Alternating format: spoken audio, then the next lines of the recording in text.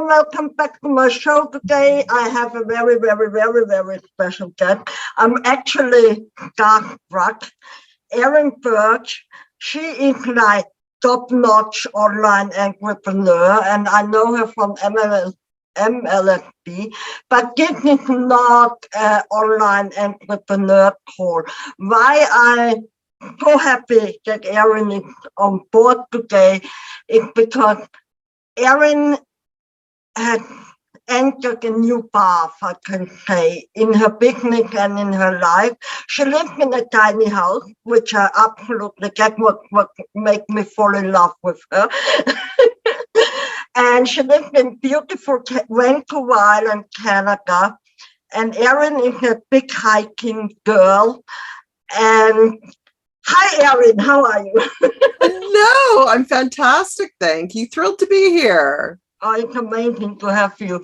Erin, so let's talk about how is your life with nature? Let's start a little like that. How did it happen for you that you so deep connect to nature? Was it always like that or was it a journey? You know, it's funny. I'm just now kind of thinking about that. Has it always been that way? Yeah, like when I was a kid, I grew up 1 block from the beach. Nice. 2 doors over from a park that was, I don't know, 100 acres, 200 acres or something like that. I was never the kid playing dolls inside the house kind of thing. I was more the kid that was digging in the dirt, digging up worms and, going out in a canoe or, running through the trails in the park. Funny, I'm just having a memory as you asked me that. When it would start to get dark and it was rainy, which it does all the time. I grew up in Vancouver on the mainland, and I used to take off and go for walks on my own in this huge park when it was rainy and miserable and windy, and I absolutely loved it. Yeah. I've always felt really, really close to nature, and since becoming a little more spiritual over the last few years, I realized the whole we are all one thing. Yeah. I feel it in my soul that it's true. Yeah. It's where I feel most grounded, happiest, is amongst the trees in the woods. Yeah. I'm almost like a kid with a candy store. It makes my boys laugh because they're like, what are you on? Are you on something? Because I'll be like, oh my gosh, look at this tree. Do you hug them? What's that? Yeah. Do you hug them? Yeah. Definitely touch the trees. Absolutely. Yeah. Oh yeah, that's my happy place for sure. That's where I go to get grounded. I notice if I haven't been in the woods enough, I get crabby, grouchy. I need that time, and it's really hard to not be ridiculously happy when you're in the woods. It is, right? Yeah. And now, what does it mean for you, truth, in a broader, wider, natural sense? What is your perception of truth? I would have to say truth is, well, I believe there's one truth. You know how they talk about how everyone has their own truth? What does that actually mean? I mean, I guess your own personal truth would be your core values, essentially, what is most important to you. But for me, truth is, again, knowing that we're all one. Yeah. That I believe there's a reason some of us are here at this time on the planet, to aid in raising the vibration, raising the consciousness of the planet, all that kind of thing. But I also think truth is your personal truth, meaning self-awareness. I believe one of the reasons we, if you believe in, having multiple lives and all that kind of thing, I think we're here to learn. Yeah. We are here to learn. And I think one of the things we're supposed to learn is to become self-aware. Yeah. actualization, spending enough time in, like, I'm not a big meditator. I've gone to meditation retreats and the whole bit. Walking in the woods for me is kind of my meditation time. Yeah. Yeah. And if you don't spend that time not on your phone, not online, not watching TV, not immersed in something that is taking away your attention, when you're just walking or doing whatever and you're alone with your thoughts, even if it's like showering for me is meditation, or making soup, cutting vegetables, when you're alone with your own thoughts, you're hopefully having some thoughts. Yeah, constant, the constant thought, the truth, never ending.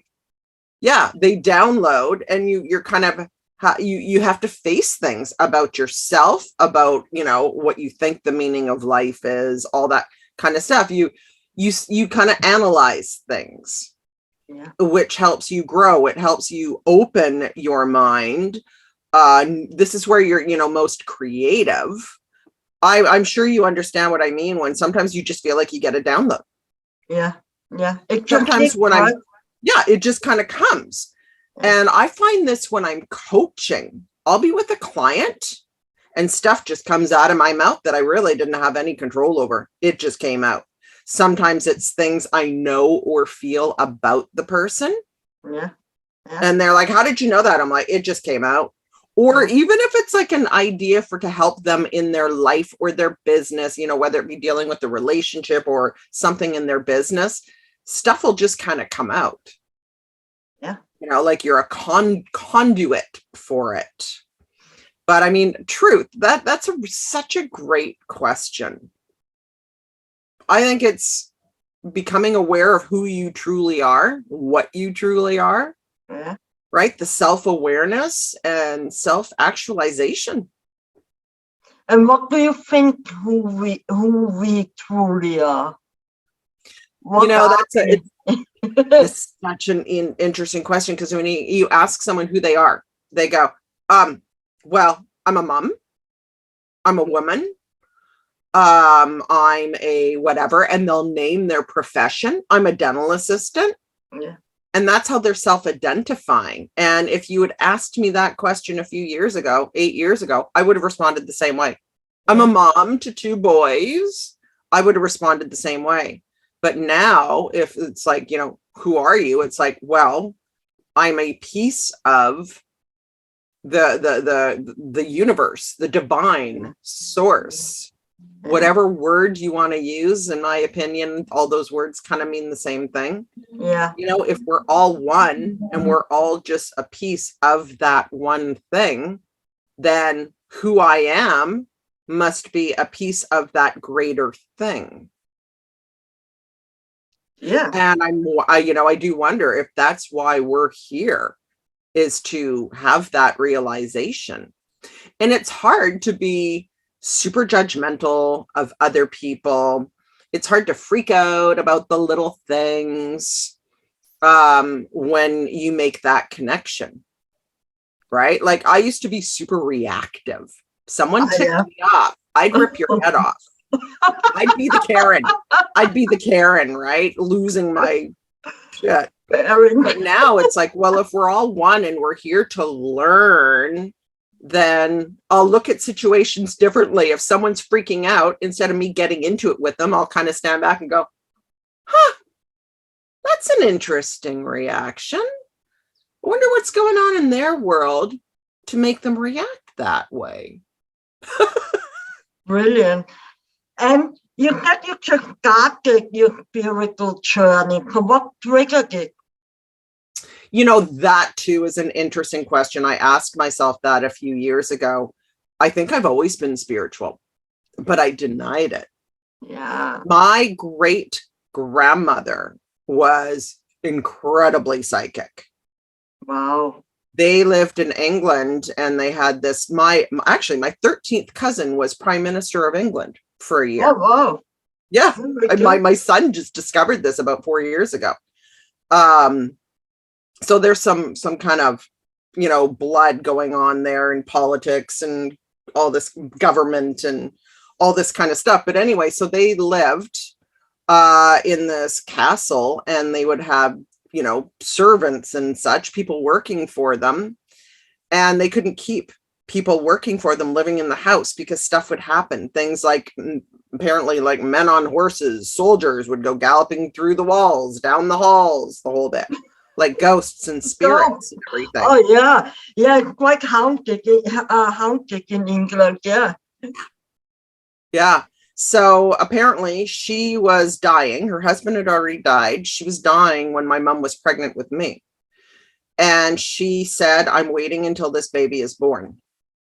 So she came up. So I was born in Vancouver, and she came up from California to meet me, went home, and died a week later. Wow. So my mom grew up quite Catholic, like went to Catholic girls' school and all this kind of thing. And then my dad grew up Protestant. Okay. But he was always kind of spiritual. He was kind of spiritual. So I think that kind of rubbed off on me too. But it's also just a knowing. But then when I was in my teenage years, my angst years, you know, punk rock and the whole bit, I'm like, oh, it's all BS. There's nothing else. And I was like atheist because that was, I guess, cool. Yeah. At that time kind of thing. And, you know, only thing that exists are things we can see. Yeah. Right. Yeah. But then once you kind of open your mind, it's all perspective. It's all perspective. It's, you can look at things any way you want. And that's kind of the reality you create for yourself. And I'm happier to think there's more to life. It makes me a happier person to think that, rather than this is it. Yeah. It's a depressing thought. And also, I'm sure, I mean, I pick up your backstory, single mom, and struggle financially, and now you're more on the top. I'm sure in this journey, you had like manifestation breakthrough, right? I would say, right? Yeah. And this, you know, in business, you can go all the time in contacting, and yet you get nothing. And then you can just type one thing and you got everything. So what's your take on that?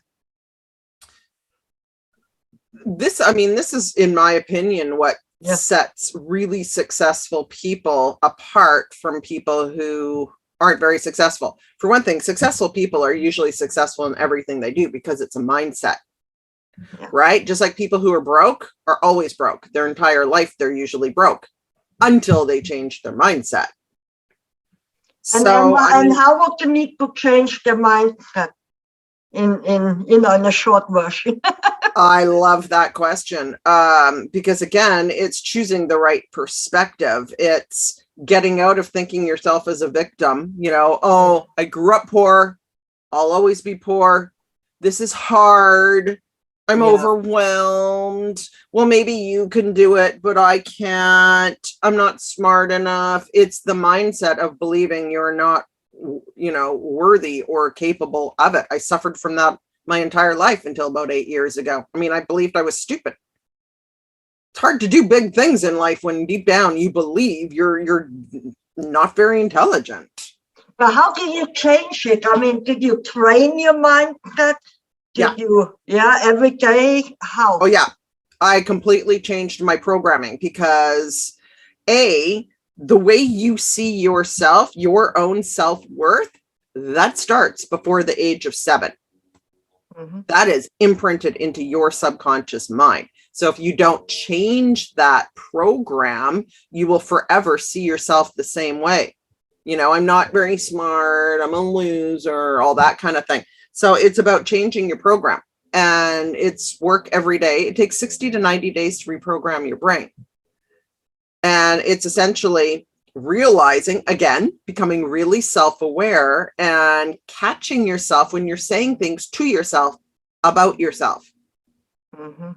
And then asking yourself, is that true? Or is that just my narrative, my story that I've been telling myself my entire life? And when you begin to realize the awful things you say to yourself, the stories, the things you believe, then you self-correct it.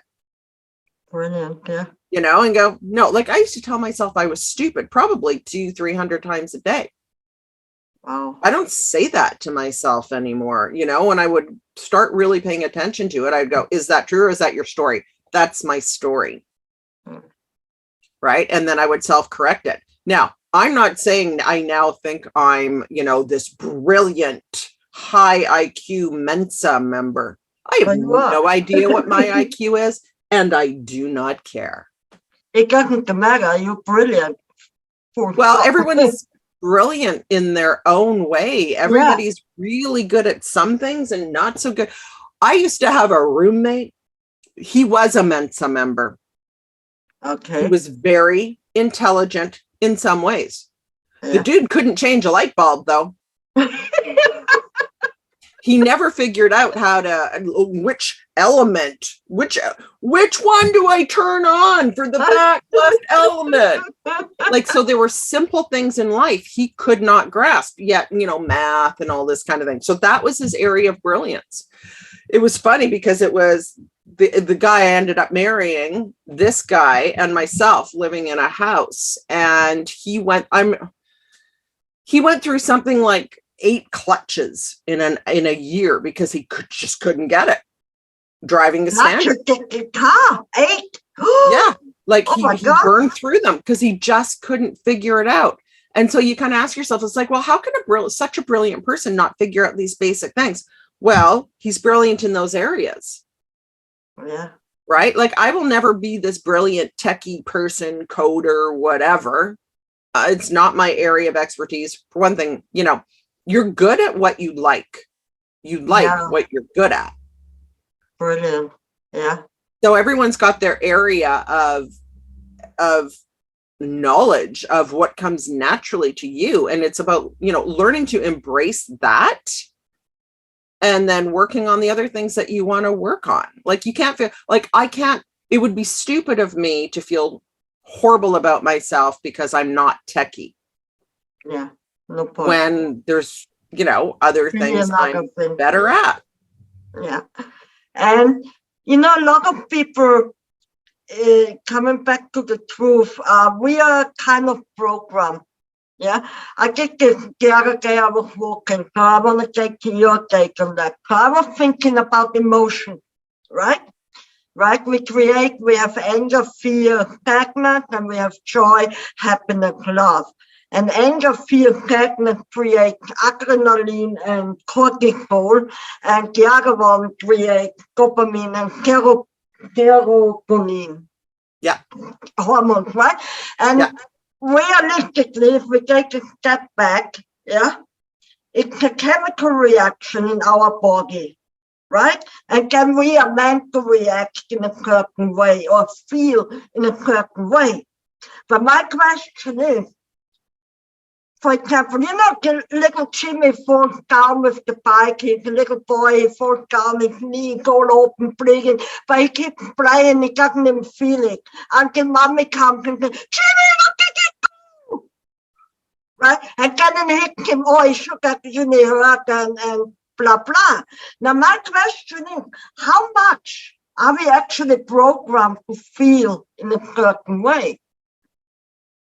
That's such a good, well, a lot of it's conditioning. Right. The little boy didn't think of crying until his mom came running over and went, oh my God, you're bleeding. And then he goes, oh. And then he cried, So and then the parents can always hurt and you should feel pain, right? I mean, I know, for example, to a certain extent, you know, people get tortured, in prison and whatever. And I know if you experience a lot of physical pain, eventually you switch off, right? And you don't feel it anymore. Like, you know, so, and my question is, can we not reprogram ourselves in that way? Absolutely. You can reprogram your own brain anytime you want. It takes consistency. It doesn't happen overnight, but it's about recognizing your own thoughts. So this is one of the big things I teach, and I'm coming out with something big in this whole area. Brilliant. But it's all about mastering your own thoughts. When you master your thoughts, you master your emotions. Yeah. You master your behaviors. So you get to choose which way you want to feel about something. You get to interpret the meaning. Something can have any meaning you want. I want to tell you a story. This one stuck with me big time. So what, I think it was in the Congo, one of the African countries where people were being brutally slaughtered. It was, I can't remember if it was like one religion killing off the other people of the other religion, or it was a tribal thing. But there's a story. I saw an interview with this woman who, she was in the religion or tribe or whatever that was being slaughtered. And the people with the axes and the guns and all that killed her entire family. She went to the local priest, who took her and 5 other women, and he had this tiny little room. He put the woman in this room, closed the door, moved like a piano or something in front of it. He made it look not like a door. So when the people with the axes and the guns came and searched his house, they didn't find these women. Mm-hmm. These women were in that room for something like 3 months. Now, she understood the power of the mind, while all the other women were basically breaking down, which is understandable, right? Yeah. She decided she was going to use that time because they could only just stand up.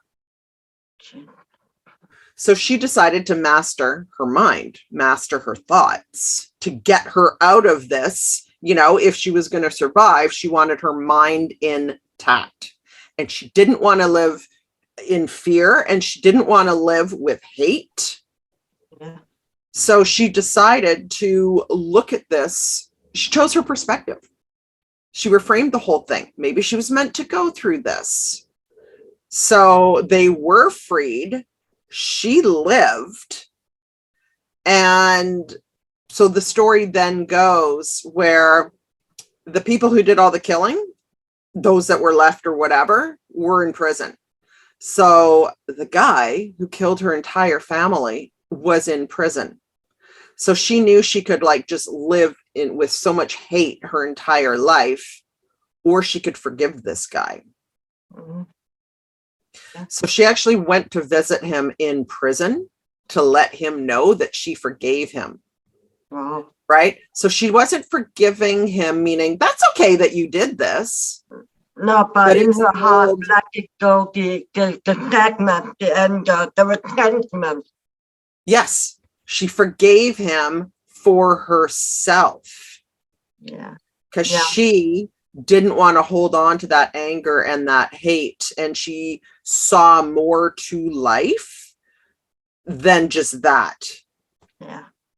Beautiful. Right. So she didn't want that to define who she was. Now, I don't know if I'd be able to forgive somebody like that.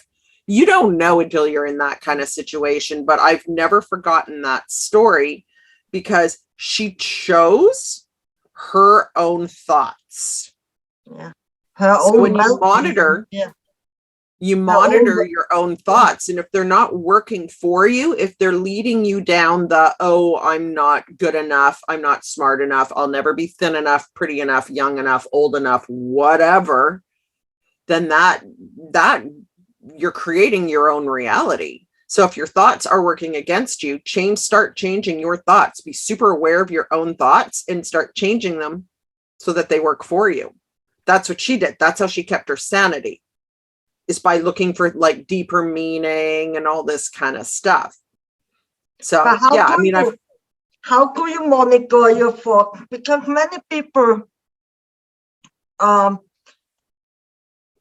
they went through trauma like abusive upbringing, picking up, I don't know, you name it, And into the appeal to be like, okay, I'm okay, I forgave my parents and whatever, or whoever, or my abusive partner, or whatever, or even the government.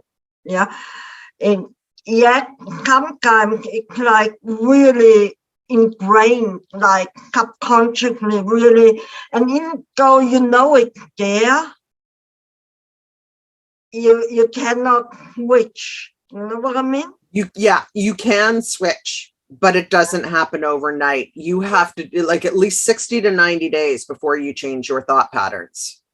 So what I always teach people to do, and I do this to myself still pretty much on a daily basis, if you've had a traumatic experience, so I look for the reason that I created everything to happen, and happen for me, not to me. So you can even take an event, an experience that was crappy. Mm-hmm. You can look at it as, oh, poor me, I didn't deserve this. Now you're in victim mode. You're living in victim mode. And that's awful. Or you can choose this perspective. Why did I co-create that to happen? Yeah. Me and the universe, we co-created this event to happen. Why? Because obviously I'm meant to learn something from it. Yeah. Obviously I'm meant to get something from it. What is that thing? So I will always look for what I'm supposed to get from it. Beautiful. And you've shifted the energy, right? It's not a bad thing necessarily if you're learning from it. Now you're grateful for having the opportunity to learn something about yourself, about whatever, and then things aren't as bad, and you don't slip into victim mode. You are the victor rather than the victim. You're the creator rather than the victim. Yeah, true. Very cool, very cool. And so what are your plans now? Because you said you have something big coming. Give us a little hint here. Because I'm really sorry to interrupt. I really love that your shift in business. I'm absolutely, this is amazing. Yeah, I haven't even announced anything yet, but I have a course coming out probably in the next 3 weeks. And then I'm going to have my own program where I essentially help people reprogram their brains. That's my jam. That's my jam. I've worked with people, and, I've worked with people who have seen all kinds of therapists, been, struggling with their own thoughts, their own pattern of thoughts, their own programming for years. Yeah. And they're miserable and unhappy. And I was working with someone who was suicidal. They've seen so many different therapists, read books, watched videos, the whole bit. And I'll spend a couple hours with them and help them reprogram their brain. Yeah. I don't believe you need to see a therapist once a week for the next 25 years. I'm so against it myself. I mean, I think sometimes people need someone to talk, right? But in my experience, it's like they don't give you the tools to get out of the hole. You know what I mean? They like to listen, but they're not giving you a tool to get out. And in the end, you just, I mean, in my case, many times, I don't even care why it's here. I just want it gone. You know what I mean? I just want a quick fix, me gone. I don't have the time to talk for hours and tell me my life. I don't even want to talk about the past. Yeah. You know what I mean? Why keep reliving it? Yeah, reliving, exactly. What for? Yeah, that's what traditional therapy does, because it's a money grab too. Yeah. I mean, I'm sure there's therapists out there that want to help people. That's not what I'm saying. But I know people who worked in that field, and it's like, you don't want to cure somebody because then you lose them as a patient. Yeah. Right. So it's getting the patient to talk and relive traumatic experiences, and ask, how did it feel? And all these stupid questions they ask you, and just having the person relive it every visit to the therapist instead of giving people the tools to change their own thoughts. And the perspective and automatically the way how to feel about things. And then moving up the ladder. Essentially, you want to get to a place where you can think of a really horrible experience you've had, and there's no emotional impact when you think about it. Yeah. No emotional attachment. Yeah. Yeah. It detach yourself emotionally. Like be the observer of whatever, but be not in the mode. You know what I mean? Like you said earlier, we are just part of the whole, and actually the body is just part of it. So we, and the soul, as the spirit being, we can really just watch ourselves and not really emotionally be involved. Yes. Yeah. As you said, you're emotionally detached. Yeah. In a good way. Not emotionally detached so that you're a robot and never have any feelings or emotions. But most people are ruled by their emotions. You know, like when you see somebody freaking out about something small, they have no control over their emotions. And it's a really difficult way to live. And then people don't want to be around you either. No. You're always in the wrong vibration, that vibration of, you know, lack and fear and anger and all the lower vibrations. And then you're putting everyone around you in the same vibration. Yeah, bringing down. But do you think, just to, like my theory, or not my theory, if you know, this angst and fear and anger have been passed on. That's why humanity doesn't learn, right? Do you think now is the time where people actually say, okay, enough bullshit, let's move on? I think the time is now, right? I think there's more consciously awake people on the planet now than ever before. Yeah. That's one thing the last 3 years have done, has made people go, what the hell? It's woken a lot of people up. You know, people are at least questioning it. I mean, some aren't. They'll never question anything. But more people are starting to question things, which is raising the consciousness of the planet. I mean, and the way to keep people controlled is, you know, by make them a financial slave, but also keeping them in fear. Yeah. That's why if you watch mainstream media, it's all fear-based. Yeah. Because people who live in fear are very easy to control. Yeah. Right? A population who is not living in fear and is living in love, in those, like in the higher vibrations, you can't control those people. No. And also people in fear or in financial struggle, they don't think about growing more. They're just worried about putting food on the table. Yeah. And it has been a technique all over human history, right? Keep them low because they don't think about enlightenment or finding. Now, let me ask you, it just hit me. Where do you think this way of thinking, controlling fear-based concept originated? Ooh, that's a good question. Just a theory, it doesn't have to be right, you know? I don't know, just came up with Probably from the earliest man. Somebody figured out that, oh my God, if I make these people afraid, I can control them. And so it's probably existed in every single civilization.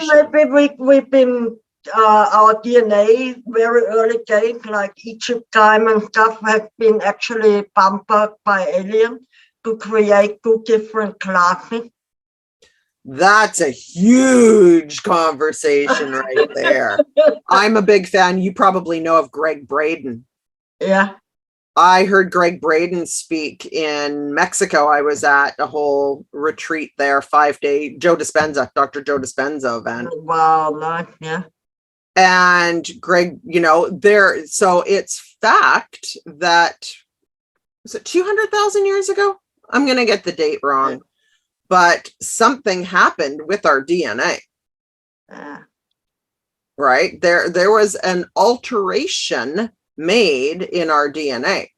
So the question becomes, who or what created that alteration? But the more you dive in, the more you begin to see that, that it's questionable. Yeah. Who It's we not are, like, what impossible. created all this kind of stuff. It's The not Big impossible. Bang. Yeah, the Big Bang, yeah. It's more good, right? Yeah, I mean, I don't know anything. The only thing I know for sure is that you create your own reality with your thoughts. Yeah. So, I mean, oh my God, we could talk about this for weeks. Have you ever checked out the Gateway Project or the Gateway Process or whatever? I heard about it, yeah. Yeah. The CIA did this study. They wanted to see if they could figure out what consciousness was. So if you read through that, it's a tough read. But if you read through it, in a nutshell, basically they say we're in a hologram. I bet, you know what? If you take that, I heard about Erin the last couple of years, I feel like everything is a hologram. It's so weird. Like I don't. It's like I see the world different. I don't know how to describe it, and it's not like real anymore. Even the nature around me looks real, but it's like a illusion. Everything around me is so weird, right? That's just me. No, I totally hear you. Greg Braden totally believes we're in a hologram, a matrix, whatever. So the question is, like, are we living in this matrix or hologram, or like, have we been put into it, or are we in our own holograms? There's the theory with quantum physics. So if you go think about it, you can see it.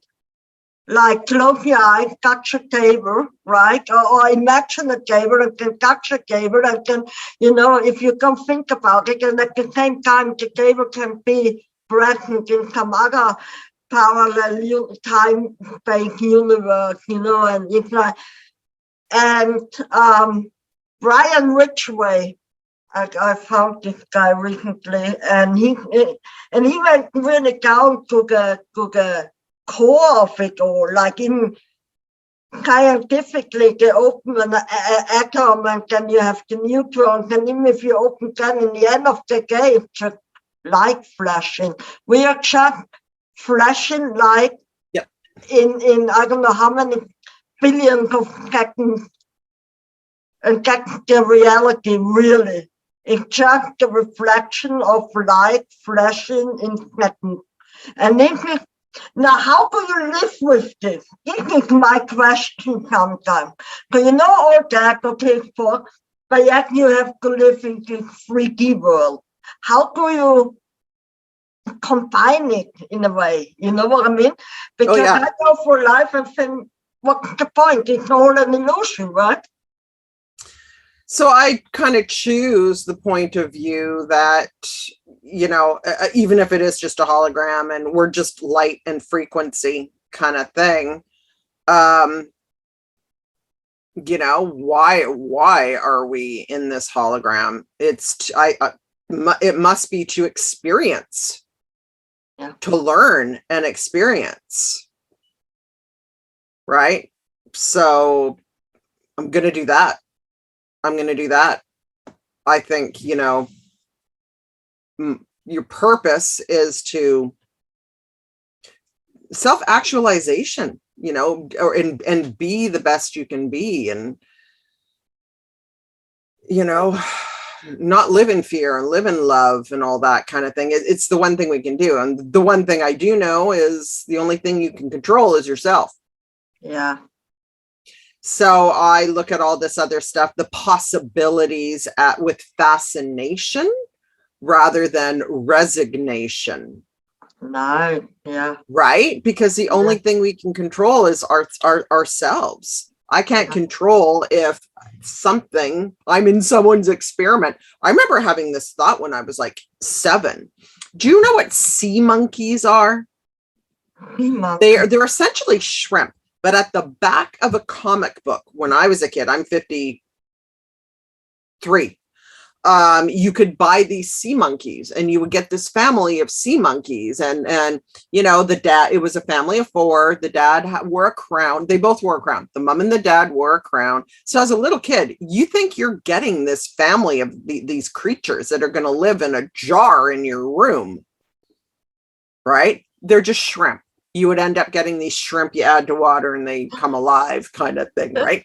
But I remember looking at that picture of these sea monkeys in this little fishbowl and thinking, are we in someone's fishbowl? Truman Show. Yeah, exactly. Right? Exactly. And if that's, I can look at that with fascination and not have the thought bother me, because again, the only thing I can control is myself. It's a waste of time and energy, going, oh, well, what's the point to anything then? I'm just going to be this horrible person now because what's the point to anything? Yeah. I choose not to live that way. You get to choose your perspective. And if I'm wrong on everything, who cares? Yeah. Now, I want a last question. I could go for hours with you, actually. I love it. Let me ask you one thing, because you're the business lady, yeah, who used to struggle, and now you're changing. You're not changing, you're embracing your trueness, yeah. Now, we have people out there and say, yeah, Erin, you got easy, you make money, blah, blah. Yeah, I have 5 children, the bills are rising. I haven't paid my bill for the last 3 months. My children are hungry. I get you, Erin. Yeah, I'm not angry. I'm a hippie, but hey, my kids are still hungry. So what would you say to people like, who really struggle to, they understand the concept, but they struggle because it's just really overwhelming how the force are getting to them in a sense. Well, if we're talking about, business, building an online business, first thing I would tell a client like that you might have to get a job, right? So that you have money coming in today. Because when you start an online business, it takes a while to create a steady flow of income. Yeah. So you don't just start an online job and have a bunch of money coming in that first, week or 2. It could take a couple months. Yeah. For some people, it took years kind of thing. So you might have to get a job. But then the next thing you have to do is you've got to know the formula for making money online. And it doesn't matter what you're promoting or what kind of business you're building. It's the same formula. You have to build an audience. Yeah. You have to create those followers so that when you do put offers out, there's people to hear the offers. Yeah. Because you could scream it on social media everywhere, your offer. And if people, don't know who you are or all that stuff, then you're not going to make very many sales. Maybe you'll make a couple. But building your own audience, your own tribe, and then engaging with that audience, you showing up, you providing value, you presenting offers. I'm a big believer in building relationships, connections. I'm really big into that. Yeah. The more connections you make, the more money you're going to make. Yeah. And then there's people that are going to be receptive to your offer. Because if you put out a bunch of offers and people aren't receptive to them, then you make no money. Yeah. So you have to make people receptive to your offers. They need to care. Yeah. They need to know why they need. How do people, no matter online business, offline business, okay, they get a job and they still struggle and they want to get out and they want to change their mindset, but they're so in the survival mode. How can you help people Because like again, your thoughts create your reality. But if you're in the survival mode, and I know you came out of it, and that's why I'm asking you, Chick, it's now really in the mental state of like, how can you get people out of the survival mode so they can actually see what to do? Because sometimes they go in it, that they can't even see another job or another opportunity because they're like, my children are hungry. You know what I mean? Yeah. So you mean the mindset part of it, not the technical stuff of how you make money. So the mindset part of it is figure out what kind of business you want to build and what you're going to sell, what you're going to monetize. And then B, you have to figure out what you need to do every day. Now, so many people, you give them the game plan. Here's what you need to do every day, and they don't do it. So why not? I don't believe people are lazy. There's a reason why people don't do the things they need to do. So then it comes down to the mindset, right? It's what they're saying to themselves. So I always tell people, okay, here are your daily activities you need to do to build your business. And then they don't do it. Why not? Let's take activity number 1. Why didn't you do, like, what did you say to yourself? Yeah. Right? And then all these excuses and all these reasons why they can't pop up. And the reason is usually because they're afraid of judgment from others. They're afraid what people are going to think of them, which all boils down to them feeling bad. What happens when someone judges you negatively? You feel bad about yourself. That's an undesirable feeling. Yeah. Right? So people will do whatever they can to avoid having to feel horrible about themselves. So they don't do the thing that could put them in that position. That's also your subconscious mind trying to keep you safe, by the way. Yeah. Your subconscious mind is working against you. So you have to commit to yourself that you're going to do it anyway. You're going to do it scared. You're going to maybe be judged by a few people, but you're doing it anyway. Until you can make that commitment to yourself and your success, then you're going to always have these roadblocks, mental roadblocks that pop up. You've got to get clear. Again, it's the self-awareness. What you're saying to yourself. What do you think of yourself? Mm-hmm. Because if you can't get past that, you're never going to take enough action in a business to make money. Yeah. Or in working on offline in a job, Anything. Yeah. So if you have a job, if you're unhappy, you put yourself down. Yeah, I hate my job. Let's just do it. Sometimes the job is just a step goal, right? To get somewhere temporarily. Yep. I mean, I had billions of jobs, and every job I knew it's just a step goal for me. And then you make the best out of it, and you find something funny in there, and then it's easier. I think it's, like you said, the mindset, the perception, it's up to you to make a decision if you want to have it easier. Because if you complain, you're going to have it harder, no matter what situation. And nothing is permanent anyway. Yeah. You have to become stronger than that inner voice whispering in your ear of why you can't do the thing. You have to become stronger than that, which then leads you, you begin to rule over that voice, and you can tell it to shut the hell up when necessary, and you overrule it. This is you mastering your psychology, you mastering your own thoughts. And then you're going to obviously start taking massive action and get the results that you want. But while the self-limiting beliefs and all that win, you're never going to get the results that you want in anything.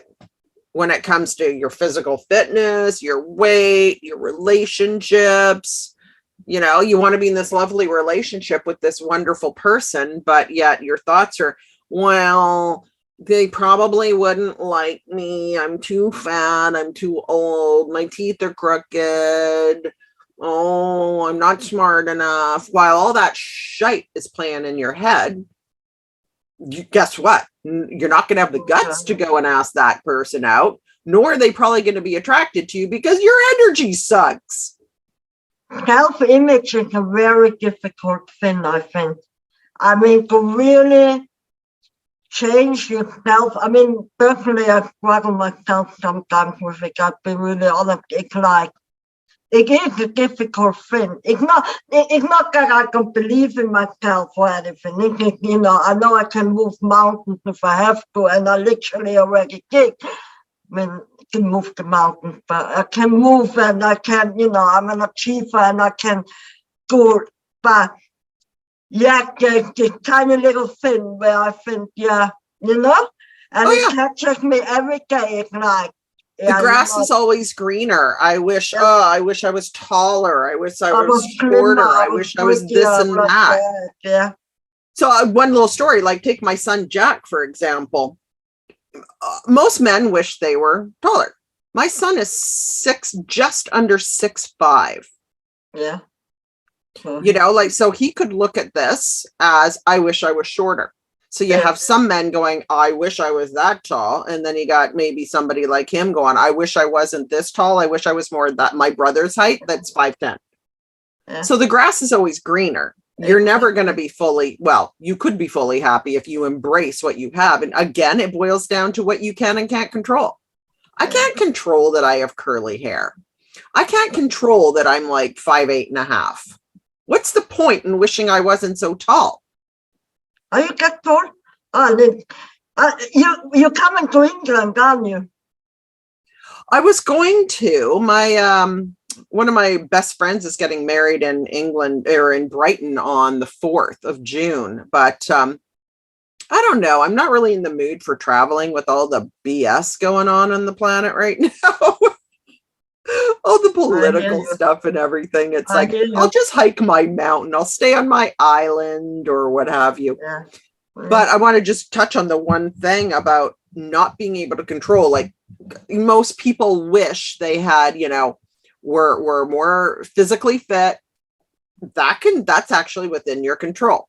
Yeah. But your physical aspects, what's the point in being unhappy about something you can't change? The only thing you can do is work with what you have. Yeah. Work with what you have. Like you have the physical aspect, you can change. You can live healthier. You know what is good for you. You can go for more water. Eat less. And, look after yourself. And then I went once to a retreat and vegan, and we just ate vegan, and it really is a cleansing, and it makes a complete altogether different. Do a detox now and again. It makes your whole body, spirit feel different, Yep. And then it doesn't matter anymore how you look. You know what I mean? Totally. That's a really good point. When you look at life differently and figure out that what really matters. Yeah. Right? It's hard to care so much about your physical appearance if you've made the connection that this is just this meat suit for this time around. Yeah. Yeah. That there's more to life than the size of my boobs. Yeah. Yeah. It doesn't matter. It doesn't really matter. And I realize people are so depressed about their look that they poison themselves with various foods, and then they lose the energy, right? And then they get really sluggy and depressed. It's like this vicious circle, right? And it can be easily changed, Like you said, 60 to 90 days, you can completely reprogram yourself. You can, if you stick with it. You do it every single day. You monitor your own thoughts and you change your own thoughts. Every time you have a thought that needs to be changed, and then it'll happen less and less and less. I mean, I still will do it.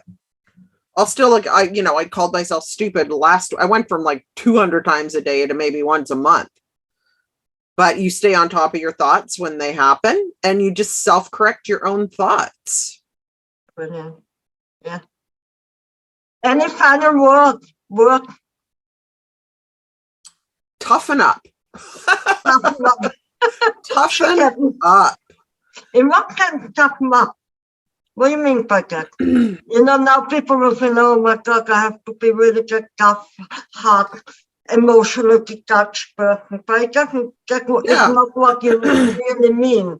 It's What I because, mean yeah, by that is kind of stop thinking of yourself as a victim. Oh, yeah, poor me. yeah. Like, stop with the pity party. My God. Like, get over yourself. There's people out there that have it much worse off than you do. And they're living a beautiful life. So what's the difference? Oh They're God. not feeling sorry for themselves. Talking of that, I went to Brazil. I used to live in Brazil, and you have the slums, the favelas, and really poor people.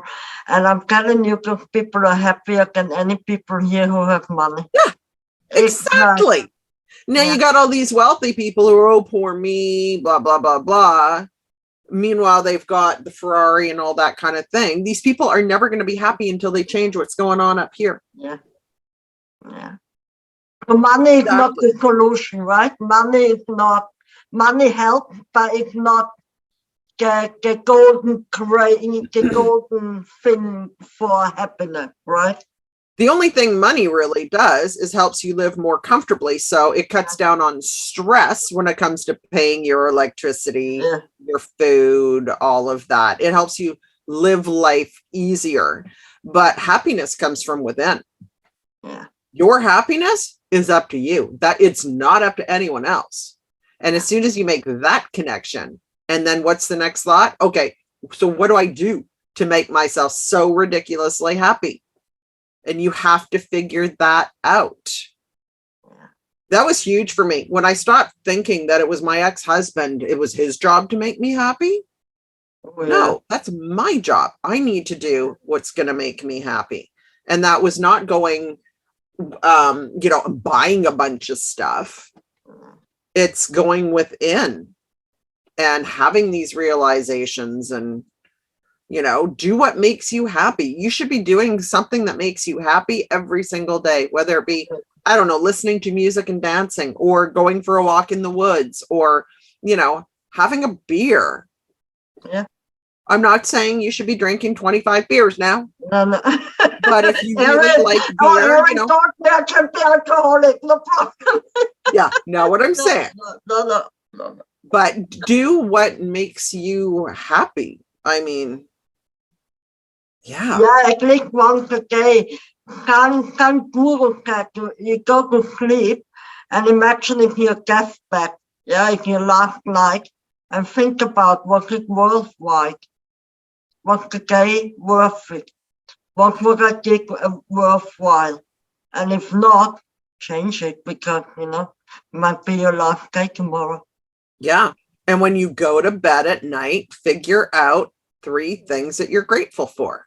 Yeah. It doesn't have to be that I made $1 million today. It could be that I had my favorite beer, or I went for that walk and I met that really nice woman with a dog and we chit-chatted. It was a really nice conversation for 5 minutes. Little things, being grateful for the little things. Yeah.